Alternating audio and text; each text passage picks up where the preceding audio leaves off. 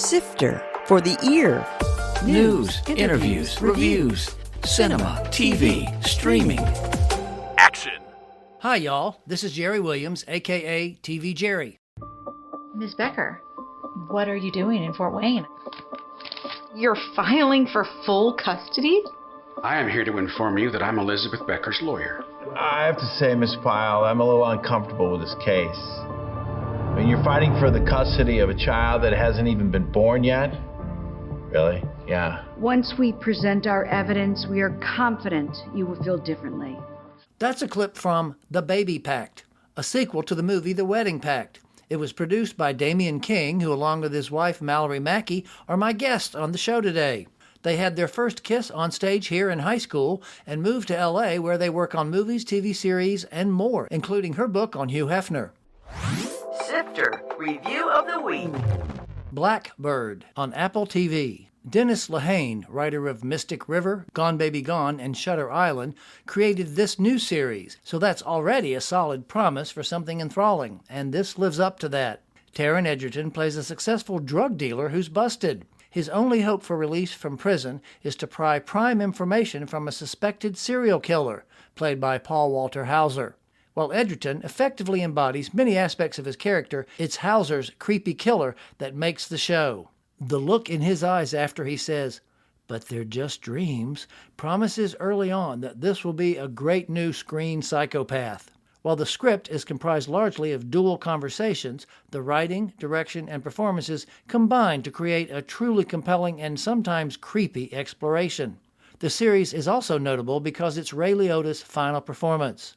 I gave it 4.5 out of 5 stars. So, I'm thrilled to be joined by a couple today, Damian and Malorie King. Welcome to Sifter. Hi, how's it going? I see your dog is also welcoming me. Yeah, sorry, someone rang the doorbell at the exact moment we started. Obviously, you are a couple, and I believe you grew up together and went to high school together. Is that correct? Yes, we did. We did. We actually went to middle school together, but we didn't start dating until high school.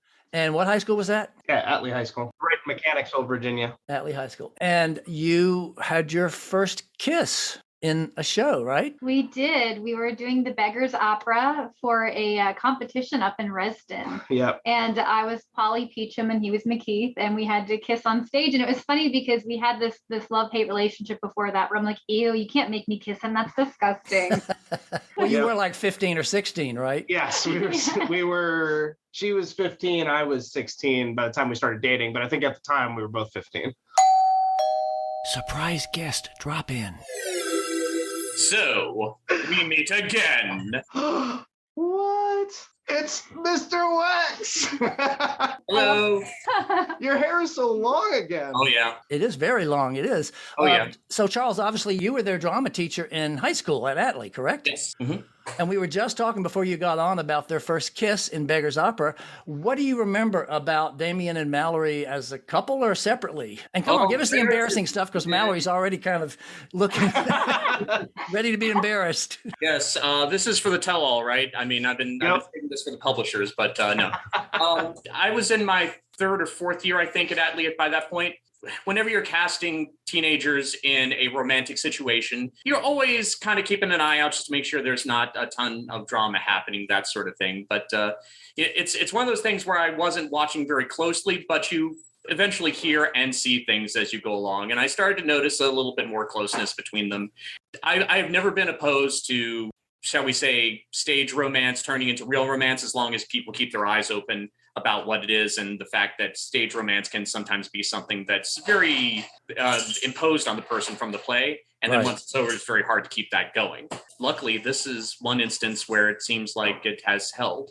Yeah, almost 19 years now. Yeah. Wow. What is something that you take with you today that Charles taught you or told you about? Actually, a great deal, because the whole reason I got into filmmaking and theater in the first place is because of Mr. Wax. Because I was a lazy lout in his theater class my freshman year, only took it because of a girl. And I didn't really pay much attention or do anything. And then he came over to me one day and he gave me the role of Air Zeller in The Sound of Music and said, "You're doing this," and then walked away. And I was like, what? And so I ended up getting really into acting and really fell in love with creating and the way that, we did everything and the way that he ran his classes and stuff. And it ended up being a lifetime of what we create now. Almost everything that I do move forward with that, as well as, and I'm going to embarrass Mr. Wax for just a second. One of the things that he always did was he always said the theater is a family. And that's actually how now as a producer director, I run all of my crews. I consider them my family. I hire the same people all the time, and I like to work as a unit together. Yeah, I have to say too that Wax definitely cultivated an environment where a lot of people, at least from my time in Atlee Theater, went on to pursue theater as a career. Is there another show or another incident that you remember about them that's particularly interesting or even embarrassing? It doesn't start off great because at VTA, it was the first year we went, there was a really tragic event that happened at VTA involving another school.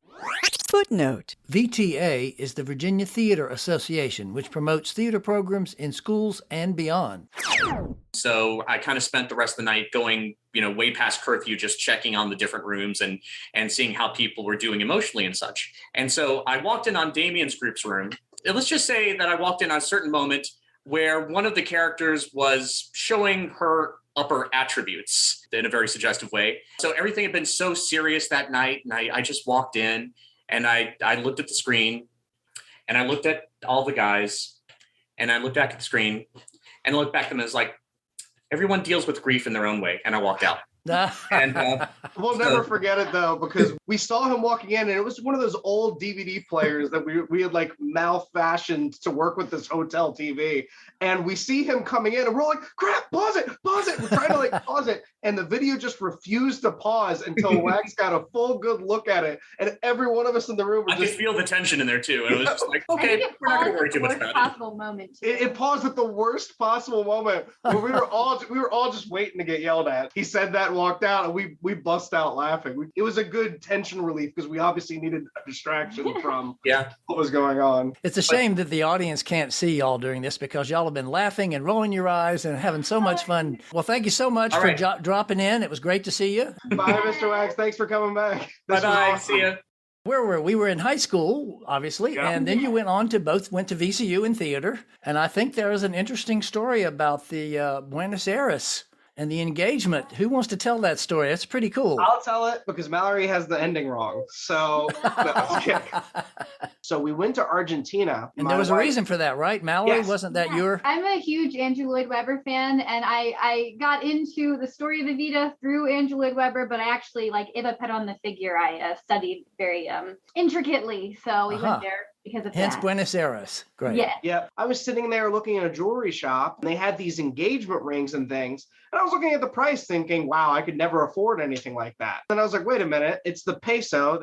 So I haggled down to the dime that I had in my account and bought this beautiful engagement ring. And because I don't trust in myself to keep a secret for long, I walked out of there while she was looking at another shop. So I just got down on one knee in the middle of the street while everyone was around me. And I held out the ring and Malorie turned around and I'll never forget it. She said, "What the hell are you doing?" That was literally her comment. And then I just stared at her dumbfounded until all of a sudden she got it, gasped, and then it became emotional and became the thing. And she said yes, obviously. So what's your version of the ending, Malorie, that he claims you get wrong? No, I remember him doing it at a restaurant. So one of us has that wrong. Oh, okay. Well, his is a better story, so let's go with his anyway. Yeah, that's what I keep saying. So once you got out to LA, I know, Malorie, you got involved in the world of modeling and Playboy. Tell us what that's about, because you actually wrote a book about that. I did. I had my degree in theater. I started modeling a little bit with Modelogic and Wilhelmina in Richmond before coming out to Los Angeles. Right. And then a lot of the initial work I got was modeling work. For Playboy, it was just interesting because I wound up becoming friends with someone that was dating a relative of Hugh Hefner that was like, oh, you should come up, that like they invite people up all the time to just do movie nights. And I'm like, oh, okay. You were not posing semi-nude or anything. No. Okay, cool. And you wrote a memoir, which is now available, right? Yes, it's called My Playboy Story, Hopping from Richmond to Hollywood. And it was an interesting time to be around Playboy because kind of right before Playboy fizzled out. One of the many links we will have on the webpage will be to the book, so people can check it out if they'd like to. But fast forwarding to Baby Pact, it's actually, the official title is The Wedding Pact to The Baby Pact. That's right. Yeah. And I know that Matt Berman was the writer director on both of those. How did you connect with him to be? You were a producer on both of them, correct? No, you were AD on the first one. Yeah, that's correct. I had a cameo as a thug in the first one, and I was the first AD. And what happened was, during the filming of The Wedding Pact 1, Matt Berman and we just hit it off. So then Berman said, I got a friend. I think I can get The Wedding Pact 2 off the ground. You want to produce the second one? So then we said, yeah, we'll absolutely do The Wedding Pact 2. And we got it together with an incredible returning cast. I got Haley Duff, Kelly Perrine, and all these wonderful people that came back, Scott Michael Campbell. But it was just a magical production that we really loved what came together from the movie. And I think anyone that watches it would agree. It's just a great ride.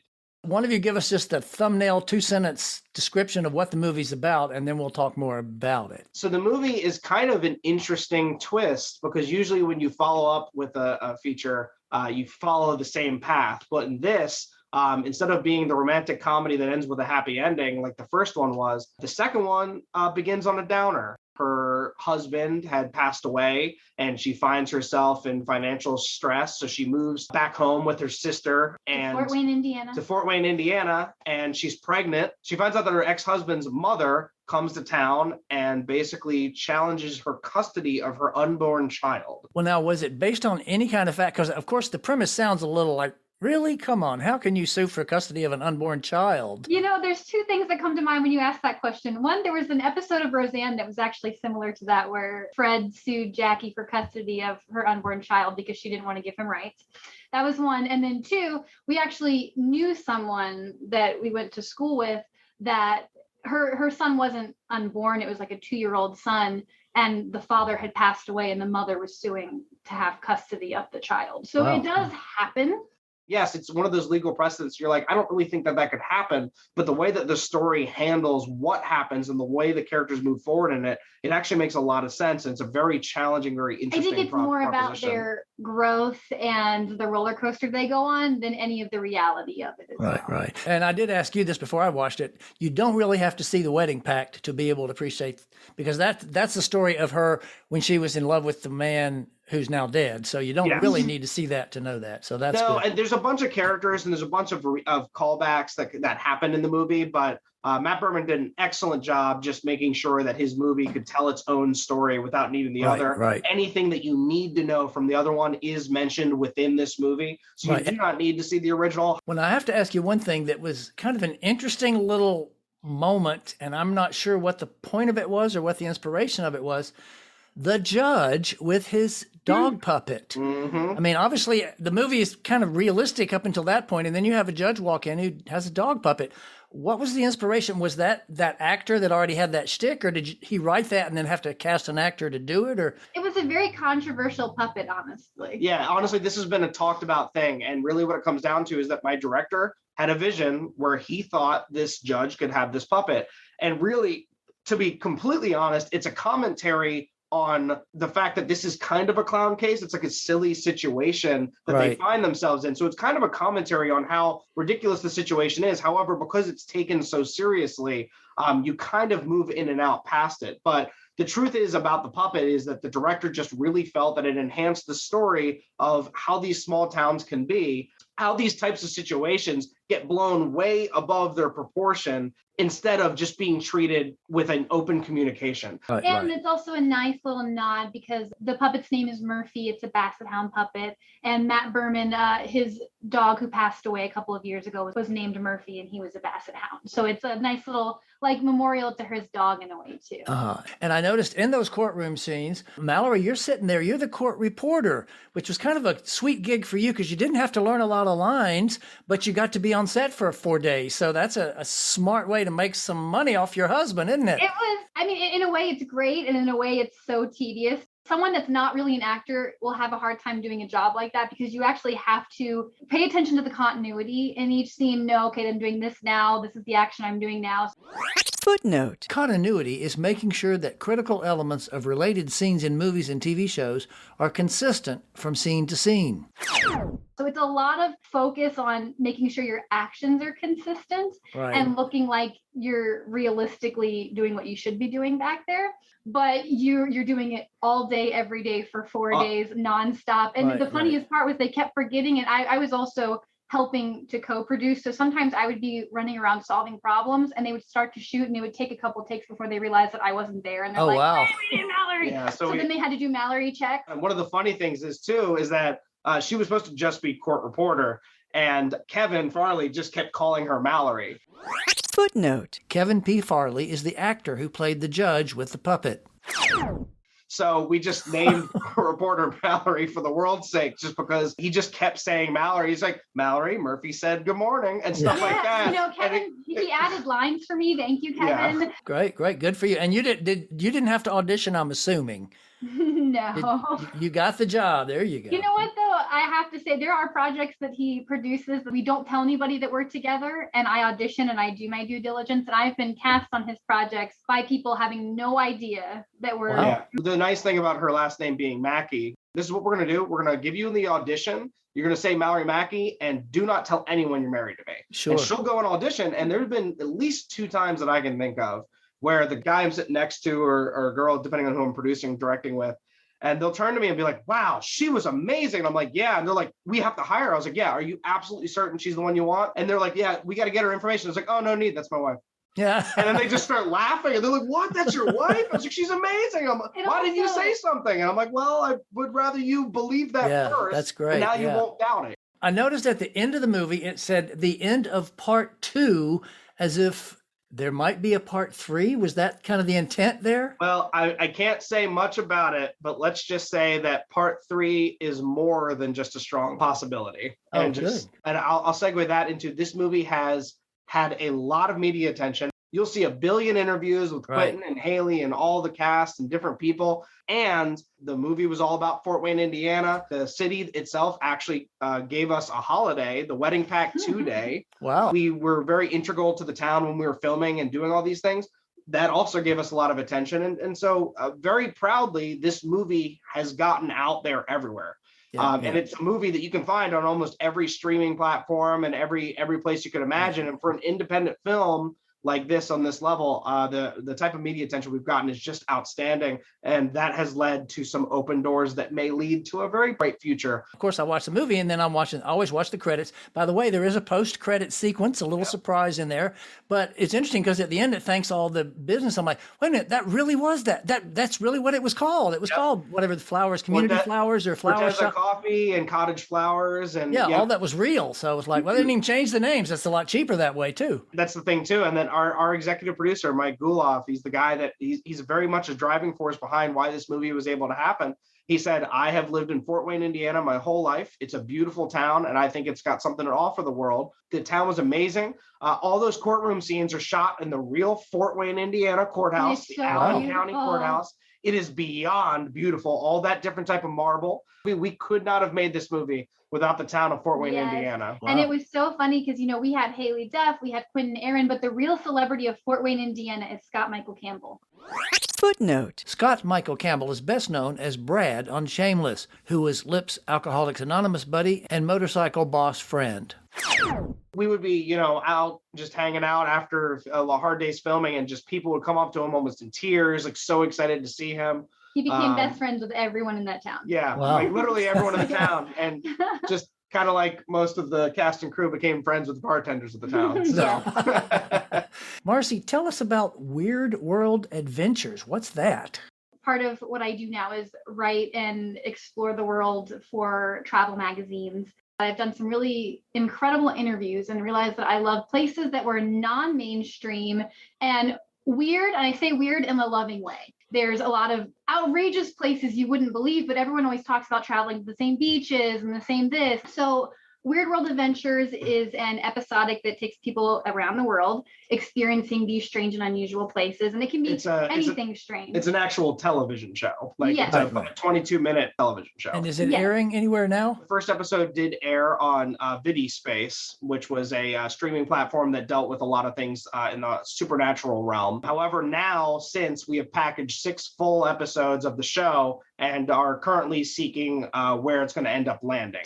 I know you mentioned way early in the interview, Malorie, that you're a big Andrew Lloyd Webber fan, and I believe you had a connection with him. So first, during, quarantine, theaters were having trouble and we couldn't go out to the theater. So Andrew Lloyd Webber actually headed this front to keep musicals alive. He did this thing called Musicals in Isolation, where he challenged people to bring his musicals to life and do musical numbers in their living room. And then he would pick his favorites to showcase.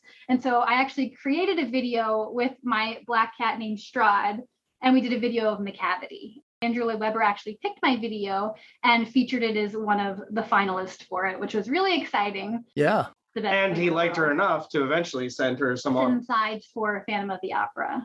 Oh, wow. Cool. So she was in awe of that. But same cat, different story. So Strahd, our cat, when we originally adopted, and that named, there's a reason for that name. Yes, because I'm a big nerd, and Strahd is a villain. It's a vampire in Dungeons and Dragons, and so we named the cat after the Dungeons and Dragons villain. So Strahd, he was a feral cat. He came in from the outside from a feral cat colony, but we ended up bringing him in to give him away to somebody, and then they kind of treated him poorly. And so we kind of reclaimed him, and then Malorie fell in love with him, and so he became our cat. Well, the first year with a feral cat in your house is very interesting because he doesn't get many of the things that indoor cats get. So he climbs things, he knocks everything over, like even more destructive than most normal cats. He screams for attention. Yeah, right. So like he was a crazy cat. And so I sat there, and one year my family has a tradition of reading Christmas poems and Christmas books to each other right around the holidays, specifically on Christmas Eve. So I decided that we've been reading the same Christmas books for the last however old I am, 30 years. Right. And I was like, I should write one. I'm a writer. That's what I do. I want to write something. So I wrote up a Christmas poem called The Christmas Monster, in which this cat comes into this new house, and it's basically all from his viewpoint as he tries to figure out what Christmas is all about. And so he does all these things, and the other cats tell him, oh, well, you got to bring the family presents. And so he basically goes through the house and he tries to find a present, and he sees the star at the top of the Christmas tree. And so that's what the whole poem is about, is him doing this. And the people, obviously, the illustrator ended up making them look like me and Malorie. That wasn't my intention when I wrote the poem, but they just kind of went with that. And it was like, well, I guess it has to be, they have to look like somebody. Why not us? But it was a very, very interesting thing. And then I got picked up by a publisher, and that got out to the world. And so it's doing very well in England. Strahd is incredibly famous because Andrew Lloyd Webber loved him, and he had a book made after him. Wow, that's great. So another of the many projects y'all have worked on, one is called Project Child. What's the story behind that? We just signed all the agreements and everything to go into pre-production on a movie I co-wrote, co-directed, and it's a Fantasy Forge Films production. Project Child is based off of a book my good friend Robin Dieter wrote. It's a very sci-fi world, a very dark fantasy world where there's a lot of angels and demons, and it's humanity fighting for survival type of world. And basically about 5-6 years ago, or maybe 7 now, I ended up meeting him, and we made a web series called Project Child Origin. It was a web series that kind of dealt with the world of Project Child and showed you kind of the methodology that we wanted to use to make it. It did very well in film festivals, and frankly, it's just something that I fell in love with. And we were lucky enough to now find funding for Project Child, the movie. Oh, cool. So we're going into pre-production of the movie. Malorie is also going to be producing that with us. Wow. So Malorie, other than in your husband's movies, are you pursuing acting at all anymore? Or are you just getting busy producing now? Acting is always my first love. I love it. I act whenever I can. My life's kind of been taken up with the travel and the exploration and making more episodes of my own show. And I've also been volunteering on scientific expeditions as well, in the hopes of soon joining the Explorers Club. It's like I just volunteered on an expedition on Robben Island in South Africa, where we were working with South African penguins.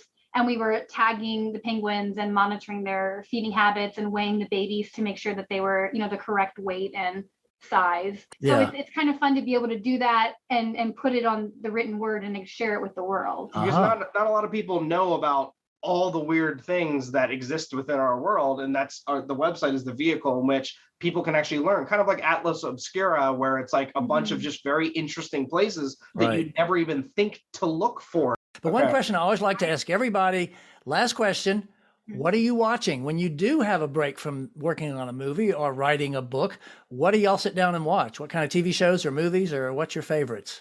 Well, right now we're almost done with our watch through of The Middle. I don't know if you ever watched The Middle. It was like a 30-minute comedy. It was on, I think, from around 2010 to 2018. Who's in it? Patricia Heaton and Neil Flynn. He was the janitor from Scrubs. He plays the father in this, and then Patricia Heaton. Yes, I remember seeing that. It was a network show. They have 3 quirky kids. It's really funny. I loved it when it aired, and it's been enough time now where I've gone back to rewatch it. Right. I watch a lot of Japanese anime, and then on the funny side, I've been rewatching Futurama, waiting for its re-return because I'm really excited about the fact that it basically just got resurrected and they're making new episodes. Oh, you are a nerd, aren't you? I am a huge nerd, unapologetically huge nerd. And I love Buffy the Vampire Slayer and Angel, so I have to do my rewatch of Buffy and Angel at least every 2 or 3 years. Wow, it's so funny. Everything you've talked about. Usually when I ask this question, I can talk about the stuff because I've seen most of it because it's current. But y'all talking about stuff. I've never seen any of this stuff. So, so anyway, well, this has been terrific. I want to thank you both for taking your time out in LA to talk about all these things. And I'll have links to all of these things, the amazing amount of projects you've got going on the webpage. So thank you both again for taking your time. And it was great to see you. Absolutely. It's great to see you. And thank you for having us on. I've been chatting with Damian King and Malorie Mackey. He produced and she acted in The Baby Pact, a sequel to the movie The Wedding Pact. They've also been active in LA producing movies, TV shows, and even a book. Links to their projects are available on the webpage for this podcast at tvjerry.com. Coming soon. In theaters. DC League of Super Pets. Dwayne Johnson and Kevin Hart are back as pets to Superman and Batman. It also stars Kate McKinnon, John Krasinski, and Keanu Reeves. Vengeance. B.J. Novak directed and stars as a New York City radio host who travels down south to investigate his girlfriend's murder. Resurrection. Rebecca Hall plays a successful woman who's haunted by her past, which includes Tim Roth. TV and streaming. On the 28th on Peacock, The Resort. A couple on an anniversary trip discover themselves in the middle of a bizarre murder from 15 years prior. House Party on HBO. This is a remake of the 1990 comedy with Jacob Latimore and Tosin Cole. Pretty Little Liars, Original Sin on HBO. From the producer of Riverdale comes a new franchise based on the book. Also on HBO Max, Harley Quinn, an animated version of the popular DC Comics character. On Netflix, Breathe. When a small plane crashes in the wilderness of Canada, a lone woman struggles to survive. On the 29th on Hulu, Not Okay. Zoe Deutsch poses as the survivor of an attack and must deal with the online notoriety that develops. On Amazon, Paper Girls, based on the comic series that follows 4 teenage girls in 1988 in a war between time-traveling factions. Honor Society on Paramount Plus, a student sets out to eliminate her competition for Harvard, but things turn romantic. Surface on Apple, a woman struggles to rebuild her life after a suicide attempt. Uncoupled on Netflix, Neil Patrick Harris finds himself suddenly single in his 40s after his husband splits after 17 years. City on a Hill, starring Kevin Bacon, returns to Showtime for a new season. That's it for this week. Next week, we meet 2 local filmmakers who made a documentary on an embalmer. This is Jerry Williams. Thanks for listening. For more Sister, including literally thousands of reviews, visit tvjerry.com. That's a wrap.